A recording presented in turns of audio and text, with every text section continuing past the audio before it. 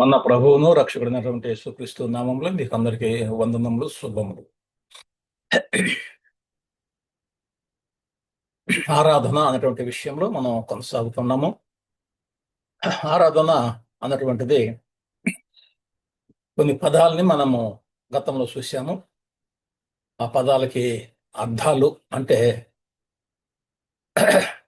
అక్షరార్థం, ఆ పదం యొక్క అక్షరము ఏం అర్థాన్ని ఇస్తుంది అనేటువంటి అక్షరార్థంగా చూసుకున్నాం.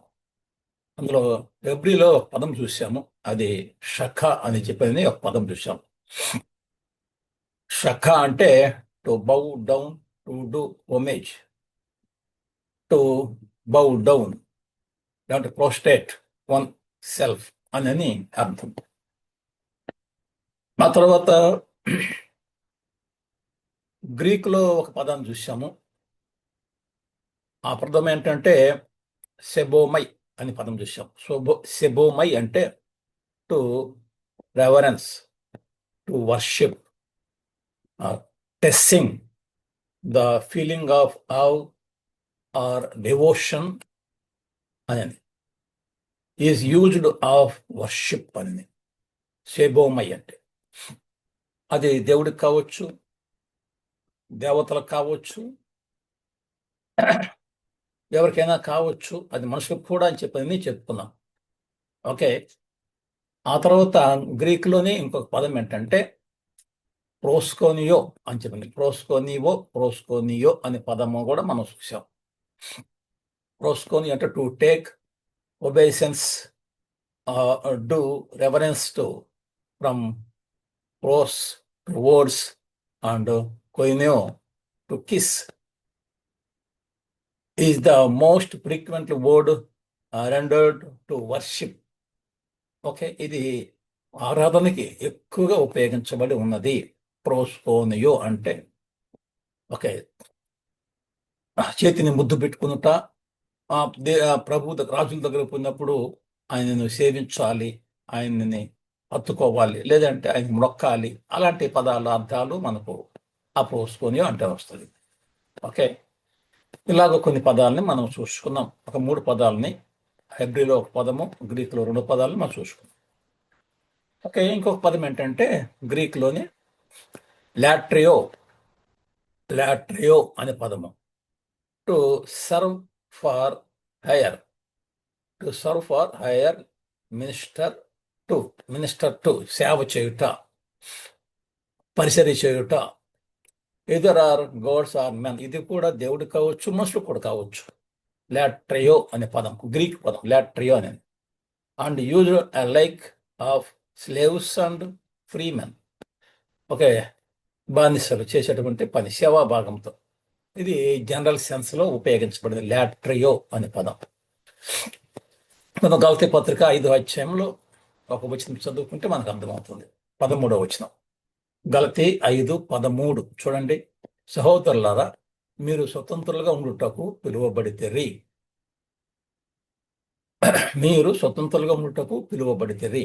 అయితే ఒక మాట, ఆ స్వాతంత్రమును శారీరక క్రియలను హేతువు చేసుకొనక ప్రేమ కలిగిన వారై ఒకనికి ఒకడు దాసులై ఉండు అన్నాడు. ఈ దాసులై ఉండుట అనేటువంటి పదము లాట్రియో చూపిస్తుంది.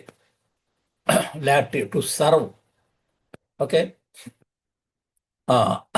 Like of slave and free men.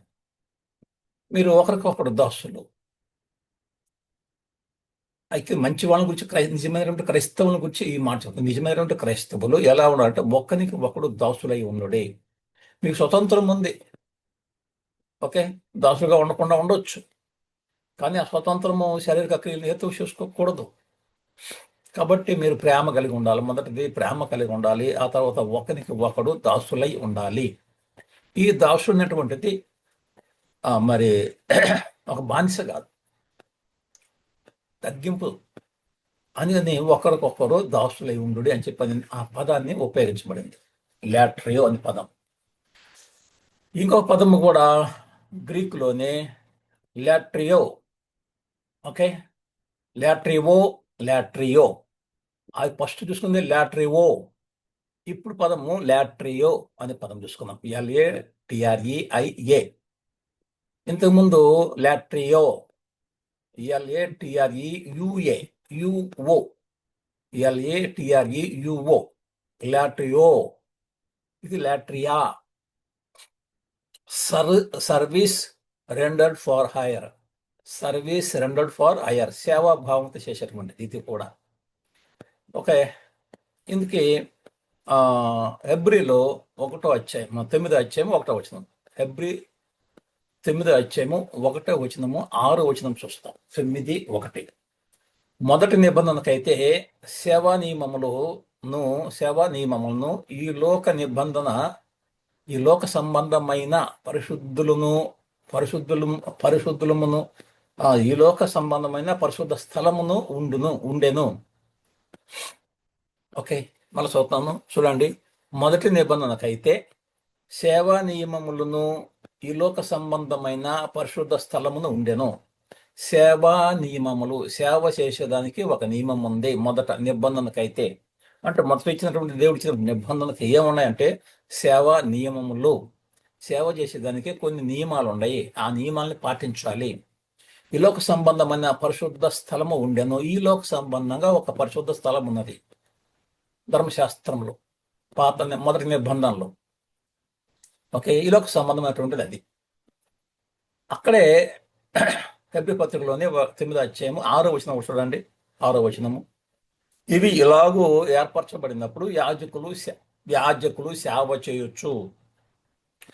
ఇవి ఇలాగూ ఏర్పరచబడినప్పుడు అంటే ఒక సిస్టమ్ పెడతారు, సేవా కార్యక్రమాలు ఉంటాయి. పలాంటి ఎక్కడెక్కడ పెట్టాలనో ఆ ప్లేసులలో పెడతారు. ఆ సేవా నియమాలు అయిపోయిన తర్వాత ఇలాగ ఏర్పరచబడినప్పుడు యాజకులు సేవ చేయొచ్చు. ఓకే, ఆ సేవా నియమాలన్నీ ఫిక్స్ అయిన తర్వాత ఇప్పుడు యాజకులు సేవ ప్రారంభిస్తారు. సేవ చేయొచ్చు అంటే ఇక్కడ సేవ అనేటువంటిది లాట్రియో అంటాం. అంటే సర్వీస్ రెండర్ ఫర్ హైయర్, దేవునికి సేవాభావంతో చేయటం, ఒక మంచి భావంతో చేయటం, మంచి ఆసక్తితో చేయటం. ఈ మొదటి నిబంధన, ఈ మొదటి గుడారములోనికి వెళ్ళుదురు కానీ అన్నాడు. అలాగూ సేవ చేసేటువంటి వాళ్ళు దీన్ని ఏమన్నంటే సేవ అన్నారు. రోమపత్రికలో కూడా చూడండి 12వ అధ్యాయము, ఇది ఆరాధన భావనతో చేస్తున్నారు. ఆరాధనతో భావన చేస్తున్నారు. ఇది ఆరాధన కాదు, ఆ భావన వస్తుంది. సేవ చేయొచ్చు, సేవ నియమాలు అని. రోమపత్రిక 12వ అధ్యాయం. కాబట్టి సహోదరులారా, పరిశుద్ధమును దేవునికి అనుకూలమునైన సజీవ యాగముగా మీ శరీరములను ఆయనకు సమర్పించుకొండని దేవుని వాత్సల్యంని బట్టి మిమ్మను బతిమాడుకొనుచున్నాను అంటూ, ఇట్టి సేవ మీకు యుక్తమై ఉన్నది అంటాడు. అదే సేవదే దేవునికి అనుకూలమైన సజీవ యాగముగా మన శరీరాలని ఆయనకు అర్పించుకోవటం, లేకపోతే సమర్పించుకోవటం. ఇలాంటిది సేవ మీకు యుక్తమైంది. ఈ సేవ చేయటం అనేటువంటిది అంటే మన శరీరాన్ని దేవునికి అప్పగించుకోవటం కూడా ఒక సేవ. అంటే ఆయనకు లోపడటం, ఆయనకి విధేయత చూపించటం సజీవ యాగంగానే. ఇట్టి సేవ అన్నది అక్కడ ఆ సర్వీస్. కాబట్టి లాట్రియో, దీన్ని ఏమన్నారు? లాట్రియో. ఇది దేవునికి సేవాభావంతో జరిగించేటువంటి పని. అది సేవాభావంతో, సేవా కార్యక్రమం, ధర్మ కార్యాలు కాదు. 10 మందికి సహాయం చేయటం, ఆర్థికంగానో ఇంకొక బట్టలు గిట్ల ఇవ్వటం కాదు. దేవునికి చేసేటువంటి సేవా కార్యక్రమాలు ఎలాగ చెప్పబడినాయి. ఓకే, మొదటి గుడారంలో ఆ నిబంధన ప్రకారంగా చేయటము. తర్వాత దేవునికి ఆరాధన భావంతో కూడా చేయొచ్చు. ఇదే పదాన్ని, లాట్రియో అనే పదాన్ని ఆరాధన భావంతో కూడా చేయొచ్చు. ఇది ఇప్పుడు దాకా మనం చదువుకున్నటువంటి రెఫరెన్స్లు సేవాభావంతో. ఇప్పుడు మనం చదవబోయేటువంటిది ఆరాధనా భావంతో. ఫిలిప్పీ పత్రిక 3వ అధ్యాయం 3వ వచనం. ఫిలిప్పీ 3వ అధ్యాయం 3వ వచనం. అవును, నిజమైన సహకారి ఆ స్త్రీ కెమెంతుతోనూ నా ఇతర సకారులతోనూ సువార్త పనిలో నాతో కూడా ప్రయాసపడిన వారు కనుక వారికి సహాయము చేయమని నిన్ను వేడుకొనుచున్నాను అవును, నిజమైన సహకారి సువార్త పనిలో ప్రయాసపడుతున్నటువంటి వారు కనుక వారికి సహాయము చేయమని నిన్ను వేడుకొనుచున్నాను అక్కడ. ఆ సువార్త పనిలో ఇప్పుడు సహకరించినటువంటి వాళ్ళు అలాంటి సేవ, అది ఏ కార్యక్రమం అంటే అది ఆరాధన కార్యక్రమము. అలా ప్రయాసపడుతున్నారు, దేవునికి భయపడుతున్నారు, దేవునికి అంకితం అయిపోయి చేస్తున్నారు. అలాంటి నిజమైనటువంటి స్త్రీ అక్కడ ఉంది. ఓకే, వాళ్ళు సువార్త పనిలో ప్రయాసపడి చేస్తున్నారు. ఇది ఆరాధన భావంతో చేయటం అన్నమాట. ఆరాధన భావంతో చేయటం. ఓకే, అది లాట్రియో, గ్రీకులో లాట్రియో అన్నాడు. హెబ్రీ పత్రిక 10వ అధ్యాయం 2వ వచనం. హెబ్రీ 10వ అధ్యాయం 2వ వచనం. అలాగూ చేయగలిగిన ఎడల సేవించు ఒక్కసారే పరిశుద్ధపరచబడిన తర్వాత వారి మనస్సాక్షికి పాపజ్ఞప్తి ఇక ఉండదు కనుక వాటిని అర్పించుట మానుదురు గదా. సేవించు వారొక్కసారే పరిశుద్ధపరచబడిన తరువాత సేవించుట, ఓకే, అక్కడ కూడా సేవాభావంతో, అంటే ఆరాధనా భావము, అంకిత భావము, సేవాభావము, ఆరాధనా భావము, ఈ రెండు తేడాలు గమనించుకోవాలి. ఓకే, ఇంకొకటి ఏంటంటే మానవునికి దాసుడై ఉంటాం. ఒక మనిషికి కూడా దాసుడై ఉండొచ్చు. ఇది దేవునికే కాదు, లేదంటే సేవా కార్యక్రమాలకే కాదు, లేదంటే ఒక వ్యక్తికి కూడా దాసుడై ఉండొచ్చు. ఆ రోజులలో ఈ దాస్యత్వం అనేటువంటిది మొదటి శతాబ్దంలో క్రైస్తవులకి చాలా ఎక్కువగా ఉండేది. ఎలాగంటే రెండు తెగలు ఉండేవి. ఒకటి ధనవంతులు లేదా నిరుపేదలు, మధ్య తరగతి ఉండేటువంటిది కాదు. ఈ రోజుల్లో మధ్య తరగతి వాళ్ళు ఉంటున్నారు. లేదు, అప్పట్లో దాసుల లేదంటే యజమానుల రెండే కేడలు ఉండేవి. ప్రతి ఒక్కరిని దాసులుగా చేసుకొని ఒక ఇంటికి 2, 3, 4 దాసులుగా ఉన్నటువంటి వాళ్ళు. అలాప్పుడు ఒకని యజమానికి దాసుడై ఉంటాడు. అలాంటి సందర్భాలు కూడా ఉన్నాయి. ఆ అర్థం వచ్చింది. లాట్రీ అనే పదాన్ని ఉపయోగించినారు. గలతీ పత్రిక 5:13. సహోదరులారా, మీరు స్వతంత్రులుగా ఉండుటకు పిలువబడితే అంటే వీళ్ళు ఎటువంటి దాస్యత్వంలో ఉన్నటువంటి వారిని ఏం చేస్తున్నాడు? స్వతంత్రులుగా ఉండుటకు పిలువబడితే అంటున్నాడు. అయితే ఒక మాట, ఆ స్వాతంత్రమును శారీరక క్రియను హేతు చేసుకునక ప్రేమ కలిగిన వారై ఒకరికొకడు దాసులై ఉండుడి. ఒకరికొకడు, ఇంతకుముందు కూడా చదువుకున్నాం, ఇది మళ్ళా రిపీట్గా చదువుకుంటున్నాము.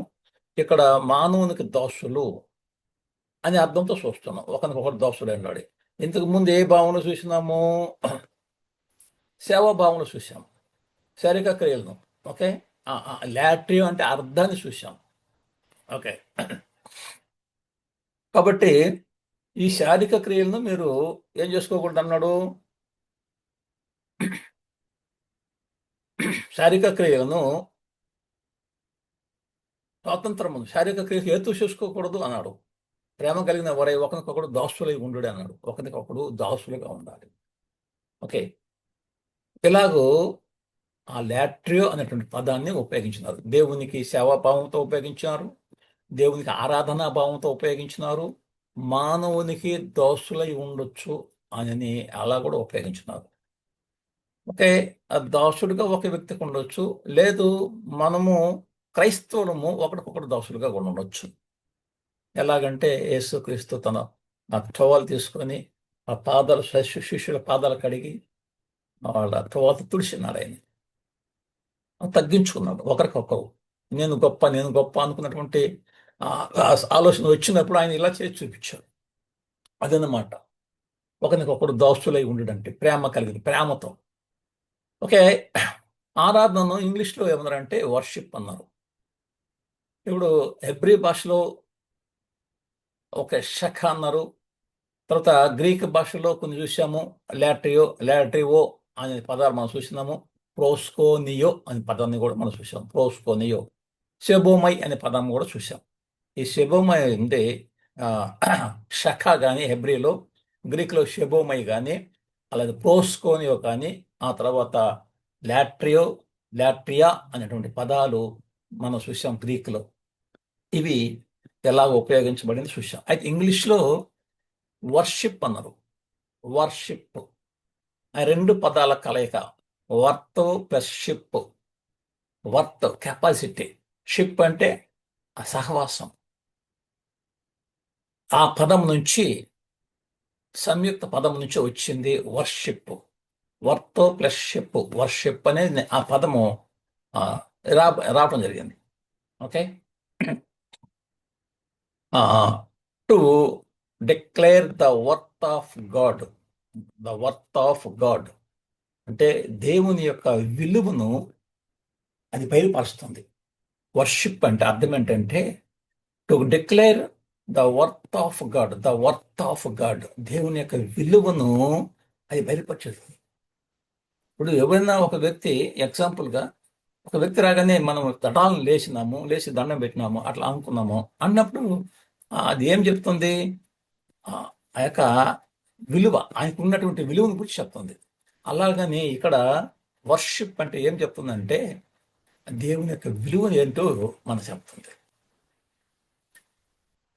ఆయనకు ఉన్నటువంటి విలువను బట్టి, ఆయన చేసినటువంటి మేలును బట్టి, అని మన జీవితంలో ఎంతో గొప్ప కార్యాలు చేసినాడు మన జీవితానికి. అలాంటి విలువను బట్టి, ఆయనకున్న గౌరవాన్ని బట్టి, ఆయనకున్న పరిశుద్ధతను బట్టి మనం ఏం చేస్తున్నాము? వర్షిప్, పూజిస్తున్నాం. ఓకే. ఆ యొక్క దేవుని యొక్క విలువను ఆ బయలుపరిచేదే ఆరాధన. ఇది వర్షిప్ అన్నారు. ప్రకటన గ్రంథము 4వ అధ్యాయము 10వ వచనం, 10, 11 వచనాలు. ప్రకటన 4వ అధ్యాయం 10, 11 వచనాలు. ఆ 24 పెద్దలు సింహాసనం ముందు ఆసీనుడై ఉండు వాని ఎదుట సాగిలపడి చూడండి, యుగ యుగములు జీవించుతున్న వానికి నమస్కారం చేసు, ప్రభువా మా దేవా, ప్రభువా మా దేవా, నీవు సమస్తమును సృష్టించితివి, నీ చిత్తమును బట్టి అవి ఉండెను, దానిని బట్టియే సృజించబడిన గనుక నీవే మహిమ, ఘనత, ప్రభావములు పొందనరుహుడవు అని పొగుడుతున్నారు 24 పెద్దలు. ఓకే. అవి ఉండెను, నీ చిత్తమును బట్టి అవి ఉండెను, దాన్ని బట్టి సృజించబడిన కనుక నీవు మహిమ, ఘనత, ప్రభావములు పొంద అర్హుడవు అని. అర్హుడు ఇది తండ్రి అయిన దేవునికి ప్రస్తావిస్తుంది ఇక్కడ 4వ అధ్యాయం. ఓకే. ఎలా అంటే సమస్తమును సృజించితివి, నీ చిత్తాన్ని బట్టి ఇవి ఉన్నాయి, దానిని బట్టి సృష్టించబడింది కనుక నీవు అంటే నువ్వు సృష్టికర్తవి, ఈ సమస్తాన్ని నీ సృష్టించినావు, నీకు ఒక ఆలోచన ఉంది, నీకు ఒక ప్లాన్ ఉంది. ఆ చిత్తాన్ని బట్టి ప్రభువా దేవా అంటే ఆయనకు ఉన్నటువంటి విలువ ఏంటంటే ఆయన సమస్తాన్ని సృష్టించినాడు, సర్వశక్తిమంతుడు. ఆయనకు ఒక ప్లాన్ ఉంది, మనల్ని కుమార్తెలుగా చూడాలనుకుంటున్నాడు. యేసు క్రీస్తు లాంటి కుమారుని. దానిని బట్టి ఆయనను మనం ఏం చేయాలంటే ఆయనకి ఘనత, మహిమ, ప్రభావం చెందాలి. ఆ ప్రభావంలో పొందుటకు ఆయన అర్హుడు, తండ్రి అయిన దేవుడు. ఓకే. ప్రకటన గ్రంథంలోనే అదే 5వ అధ్యాయంలో పక్కన 12వ వచనం చూస్తాం. 12వ వచనం ఒకటే చూస్తాం. వారు వధింపబడిన గొర్రెపిల్ల, చూడండి, వారు వధింపబడిన గొర్రెపిల్ల. గొర్రెపిల్ల అంటే ఇక్కడ క్రీస్తు. శక్తియు, ఐశ్వర్యమును, జ్ఞానమును, బలమును, ఘనతయు, మహిమ పొందాను, స్తోత్రమును పొంద అర్హుడని గొప్ప స్వరంతో చెప్పుచుండరి.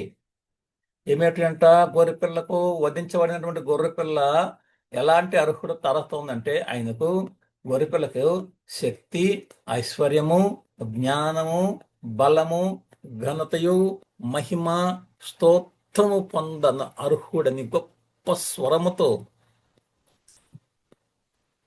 దేవుని కొరకు వేల కొలది, కోట్ల కొలది దేవదూతలు, ఆ 24 పెద్దలు, ఆ సింహాసనం చుట్టూ ఆసీనుడై ఉన్నటువంటి ఆయన తండ్రి అయిన దేవునికి ఆయన అర్హుడే అన్నాడు. అలాగని యేసుక్రీస్తు కూడా, గొర్రెపిల్ల కూడా అర్హుడే. ఆయన శక్తి అంటాడు, గొర్రెపిల్లకు శక్తి ఉంది అంటాడు, గొర్రెపిల్లకు ఐశ్వర్యం ఉంది అంటాడు, గొర్రెపిల్లకు జ్ఞానం ఉంది అంటాడు, గొర్రెపిల్ల బలం ఉంది, ఆయనకి ఘనత ఉంది, మహిమ ఉంది, ఆయనకి స్తోత్రము పొందారు కూడా. ఆ అర్హతను బట్టి, ఆ దేవునికి ఉన్నటువంటి, ఆ క్రీస్తుకు, ఆ గొర్రెపిల్లకు ఉన్నటువంటి విలువను బట్టి ఆయన్ని ఆరాధిస్తాం. ఎటువంటి విలువ ఉంది గొర్రెపిల్లకు? తండ్రి అయిన దేవునికి ఎలాంటి విలువ ఉంది? ఆ విలువ లేకుంటే ఆ పరిశుద్ధత, వాళ్ళకున్నటువంటి వాల్యూని బట్టి, to declare the worth of God, దేవుడికి ఆ వర్త్ ఉంది. దాన్ని బట్టి వర్షిప్ అన్నారు. వర్తషిప్, వర్త్ ప్లస్ షిప్, వర్షిప్. ఆ వర్షిపే వర్షిప్. ఆయనకున్నటువంటి విలువ. ప్రభువా, నువ్వు తరములకు దేవుడవు, ఆకాశము నీ చేతి పనులే, భూమి నీ చేతి పనులే, తరతరములకు మాకు నివాస స్థలము నీవే. అది ఆరాధన అంటే, అది వర్షిప్ అంటే. చాలా మంది ఏమనుకుంటారంటే ఆదివారం జరిగేటువంటి 5 అంశాలే వర్షిప్ అనుకుంటున్నాం. పొరపాటు. Worthship, to declare the worth of God. To declare the worth of God. Worship means to declare the worth of God. దేవుని యొక్క విలువను బయలుపరిచేది. ఆ యొక్క విలువని మనము బయలుపరుస్తున్నాం, మన ద్వారా బయలుపరచబడుతుంది. అందుకని గొర్రెపిల్ల, వధింపబడిన గొర్రెపిల్ల, ఓకే, శక్తి, ఐశ్వర్యము, జ్ఞానము, బలము, ఘనత, మహిమ, స్తోత్రము పొందార్హుడు అని గొప్ప స్వరంతో చెప్తున్నాను. అని అర్హత ఉండే, లేదంటే యేసుక్రీస్తుకి అర్హుడు అంటే అర్హుడే. దేనికి అర్హత అంటే ఆయనకి స్తోత్రం చెప్పవచ్చు, ఆయనకి మహిమ ఉంది, ఆయనకు ఘనత ఉంది, ఆయనకు బలం ఉంది, ఆయన జ్ఞానం ఉంది, ఐశ్వర్యం ఉంది, శక్తి ఉంది. 100 అర్హుడు ఆయన. ప్రకటన గ్రంథము 7వ అధ్యాయం, ప్రకటన గ్రంథము 7వ అధ్యాయం, సేమ్ పదాలు ఎక్కడ కూడా ఉంటాయి చూడండి బాగా. దేవదూతలందరూ సింహాసనం చుట్టూను, పెద్దల చుట్టూను, ఆ 4 జీవులు చుట్టూను నిలవబడి ఉండేరి. ఆ సింహాసనం చుట్టూ పెద్దలు, దేవదూతలందరూ ఉన్నారు, పెద్దలు ఉన్నారు, ఆ 4 జీవులు ఉన్నారు.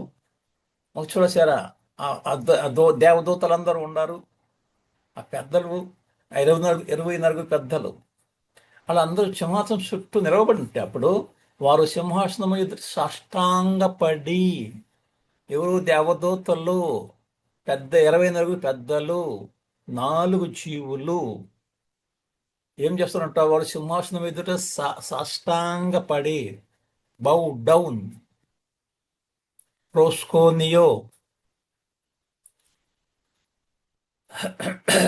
ఆమేన్. యుగ యుగముల వరకు, చూడండి, యుగములకు, ఒక యుగానికి కాదు, మా దేవునికి, దేవుని యొక్క విలువను బయలుపరుస్తాం. చూడండి, మా దేవునికి స్తోత్రము, మహిమ, జ్ఞానమును, కృతజ్ఞతలను, ఘనతయు, శక్తి, బలము కలుగును కాకని చెప్పుచు దేవునికి నమస్కారము చేశారు, ఆరాధించారు. ఆమేన్. 7వ అధ్యాయం 11వ వచనం. ఓకే, మా దేవునికి, మళ్ళీ చూడండి, యుగములకు మా దేవునికి స్తోత్రమును, మహిమయు, జ్ఞానమును, కృతజ్ఞతాస్తుతియును, ఘనతయు, శక్తి, బలము కలుగును గాక అని చెప్పుచు దేవునికి నమస్కారము చేసేరి. గొర్రెపిల్లకు, తండ్రికి, గొర్రెపిల్లకు, తండ్రికి. ఓకే, నోట్ ఒకటి రాసుకోవాలి ఇక్కడ మనము. మనుష్యులు, విగ్రహములు, జంతువులు మొదలైన వాటి యొక్క విలువను బయలుపరచుట ఆరాధన కాదు.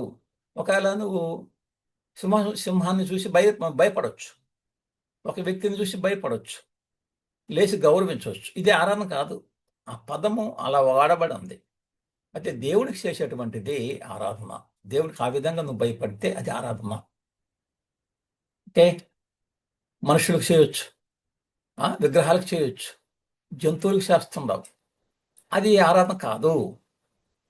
రోమాపత్రిక 1 అధ్యాయం 22 వచనం. రోమా 1 అధ్యాయం 22-23 వచనాలు. వారి అవివేక హృదయము అంధకారమయమాయను, తాము జ్ఞానులమని చెప్పుకొనుచు బుద్ధిహీనులైరి. వారు అక్షయుడగు దేవుని మహిమను క్షేమగు మనుషుల యొక్కయో, పక్షుల యొక్కయో, చతుష్పాద జంతువుల యొక్కయో, పురుగుల యొక్కయో ప్రతిమ స్వరూపముగా మార్చిరి. ఆ ప్రతిమ స్వరూపాలు పురుగులకి, జంతువులకి, చతుష్పాద జంతువులకి, పక్షులకి, మనుష్యులకి వాళ్ళకి మొక్కొచ్చు, నమస్కారం చేయొచ్చు, అది ఆరాధన కాదు. ఇంకొక నోటు కూడా రాసుకుందాం. హెబ్రీలో కానీ గ్రీకులో కానీ వర్షిప్ అనే ఇంగ్లీష్ పదము నాకు సమానమైనటువంటి పదము లేదు. హెబ్రీలో లేదు, గ్రీకులో కూడా లేదు. సమానమైనటువంటి పదం వర్ణించడానికి వర్షిప్ అనే ఇంగ్లీష్ పదానికి సమానమైన పదం లేదు. అయితే రెండిట్లోనూ ఆరాధనా కార్యకలాపాలు నిర్వహించే పదము, ఆ అర్థము ఉందని మనం గమనించుకోవాలి. బౌ డౌన్ అంటే ఆరాధన కార్యక్రమే. బౌ డౌన్ అంటే రోసుకొనివో, ముద్దు పెట్టుకోవటము, ఆ భావం ఉంది. ఆ పదములో ఆ భావం ఉంది. ఏ భావము? వర్షిప్ అనేటువంటి భావం ఉంది. ఆ పదం సమానంగా లేకపోవచ్చు, ఎక్కువ పదం కాకపోవచ్చు, కానీ ఆ భావం ఆంతర్యం నుంచి వచ్చే భావన, ఆరాధన రెండిట్లో కూడా శకాగానే ప్రోసుకొని ఆ పదాలలో రెండిట్లో కూడా ఆరాధన కార్యక్రమాలు నిర్వహించేటువంటి ఆ పద అర్థం ఉంది. దాన్ని గమనించుకోవాలి మనం. కాబట్టి 3 పదములలో కూడా ఆరాధన అనే భావం ఉంది. వర్షిప్లో ఆరాధన భావం ఉంది, ప్రోస్కోనియాలో వర్షిప్ అనే పదం ఆ భావన ఉంది. తర్వాత శఖ అనేటువంటి హెబ్రీ పదంలో కూడా ఆ భావన ఉంది. ఓకే, కాబట్టి వర్షిప్ అంటే వర్తషిప్, దేవుని యొక్క ఆ విలువ, దేవునికి ఉన్నటువంటి ఆ విలువ దాన్ని బయలుపరిచేదే మన ద్వారా. ఆ బయలుపాటు ఆయనకి సాగిలపడటం, ఆయనకి మొక్కటం, ఆయన మోకాలు, ప్రతి వాని మోకాలు యేసుక్రీస్తు నామమున వంగునట్లు అంటారు. వంగాలి, బౌ డౌన్. అది దేన్ని చూపిస్తుందంటే ఇదే ఆరాధన. ఆయనకి విలువ ఇవ్వటము, సాగిలపడటము, నమస్కారం చేయటము, మహిమ, ఘనత, ప్రభావములు నీవే పొందటానికి అర్హుడవయ్యా అంత. అది ఆ అర్థం. ఆరాధన అంటే ఆ అర్థం. ఆరాధన అంటే ఆ భావన రావాలి, ఆ భయం రావాలి, ఆ గౌరవం రావాలి. దీనినే వర్షిప్ అన్నారు ఇంగ్లీష్లో, గ్రీకులో ప్రోష్కోని అన్నారు, హెబ్రేలో షఖ అన్నారు. అది దేవునికి చేసేటువంటిది, దేవుని విలువను బయలుపరచబడేటువంటిది, ఆయనకున్నటువంటి మరి మహిమ, ఆయనకున్నటువంటి ప్రభావము. రూపాంతరం చెందుతారు కొండ మీద యేసుక్రీస్తు, భయపెడుతున్నారు శిష్యులు పేతురు, యోహాను. వాళ్ళకి అసలు కళ్ళు మోసుకుపోయినాయి ఆ యొక్క దృశ్యాన్ని చూసి. తో మహిమ, తేజోవంతమైనటువంటి ప్రకాశవంతమైనటువంటి మహిమ. దాన్ని చూస్తే మనం ఒకవేళ ఆ రోజు మనం ఉంటే మన కళ్ళు ఏమై ఉండేటో, అంత మహిమ ఉంది ఆయనకి. ఆ మహిమను మనము గౌరవించటము, మన ద్వారా దేవుడు గౌరవించబడాలి. ఓకే, ఆ విలువ ప్లస్ స్థితి, విలువ గల స్థితి వర్షిప్ అంటే. ఆరాధనలో వర్షిప్ అంటే అర్థం ఏంటంటే విలువ ప్లస్ స్థితి. ఆ విలువ గల స్థితే, ఆయనకి విలువ ఉంది, మనము బౌడౌన్ చేస్తున్నాం. ఇక యేసుక్రీస్తుకు ఆరాధనకు పాత్రుడు కాదు యేసుక్రీస్తు అంటే ఆయనకి విలువ లేదని అర్థం, ఆయనకు వర్త లేదని అర్థం. చాలా మంది పొరపడుతున్నారు. యేసుక్రీస్తుకు ఆరాధన పాత్రుడు కాదు, తండ్రి మాత్రమే అంటున్నారు. తండ్రి ఆరాధన పాత్రుడే, మన కాదండి. యేసుక్రీస్తు కూడా ఆరాధన పాత్రుడే. ఆయనకి విలువ ఇవ్వాలి, ఆయన వర్త్ ఉంది. గ్రంథమే చెబుతుంది ఆ గొర్రె పిల్ల, వధించబడిన గొర్రె పిల్ల శక్తి, ఐశ్వర్యమును, జ్ఞానమును, బలమును, ఘనత, మహిమ, స్తోత్రము పొంద అర్హుని గొప్ప శబ్దముతో చెప్పుచుండరి.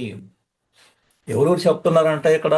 4 జీవులు, కోటాన కోట దేవదూతలు, ఆ 24 పెద్దలు, మనకు మన అందరికీ పాత నిబంధనలో ఉన్నటువంటి వారికి, కొత్త నిబంధన చట్టం కింద ఉన్నటువంటి వారికి ప్రతినిధులైనటువంటి ఆ 24 పెద్దలు, వాళ్ళు చెప్తుంటే నువ్వేంది చెప్పేటి? వాళ్ళు ఆరాధిస్తుంటే నువ్వు ఆరాధించవా? ఆల్రెడీ ఆరాధించినట్లు లెక్క. నీ ప్రతినిధులు పోయి ఆరాధిస్తున్నారంటే నువ్వు కూడా ఆరాధించినట్లే లెక్క. నీ ఇంటి యజమాని ఆరాధిస్తున్నారంటే ఇంటి ఇల్లందరూ ఎలపాది ఆరాధించినట్లే లెక్క. కాబట్టి ప్రియమైన సహోదరి సహోదరులారా, ఆరాధన, వర్త్ ప్లస్ షిప్, వర్షిప్, దేవుని యొక్క విలువను బయటకొచ్చాడు. ఆ విలువని మనము ఇస్తున్నాం యేసుక్రీస్తుకి, ఆ విలువని ఇస్తున్నాం తండ్రి అయిన దేవునికి, ఆ విలువని ఇస్తున్నాం పరిశుద్ధాత్మకు. ఇదే ఆరాధన. దేవుని చిత్తం అయితే మళ్ళా కలుసుకున్నప్పుడు ఆరాధన యొక్క నిర్వచనం చెప్తాం. ఇప్పుడు మనము ఒక పదానికి అక్షరార్థం నేర్చుకున్నాము, తర్వాత ఆ పదానికి భావాన్ని నేర్చుకున్నాం. అక్షరార్థం వచ్చింది, భావం వచ్చింది. తర్వాత మనం ఒక నిర్వచనం, ఆరాధన అంటే ఏంటి, వర్షిప్, దాని యొక్క నిర్వచనాన్ని దేవుని చిత్తం అయితే ఈసారి తరగతిలో మళ్ళొక తరగతిలో కలుసుకుందాం. అప్పుడు నేర్చుకుందాం ఆరాధన యొక్క నిర్వచనము, డెఫినేషన్ ఆఫ్ వర్షిప్. అంతవరకు సెలవు. వీడియోలు వీక్షిస్తూ ఉండండి, షేర్ చేయండి, లైక్ చేస్తూ ఉండండి, కామెంట్ చేయండి, ఇతరులకు షేర్ చేసుకొని ఈ యొక్క పరిచర్యలో మీరు కూడా పాలు పంపులు పొంది దేవుని యొక్క ఆశీర్వాదాలు పొందాలని చెప్పనని, దేవుని పరిచర్యలో మనము కూడా కాస్త కోస్తో పాలు పంపులు పొంది ఆశీర్వాదాలు పొందుటకు మనము ప్రయత్నం చేయాలని చెప్పి మనం చేసుకుంటూ నేను సెలవు తీసుకుంటున్నాను.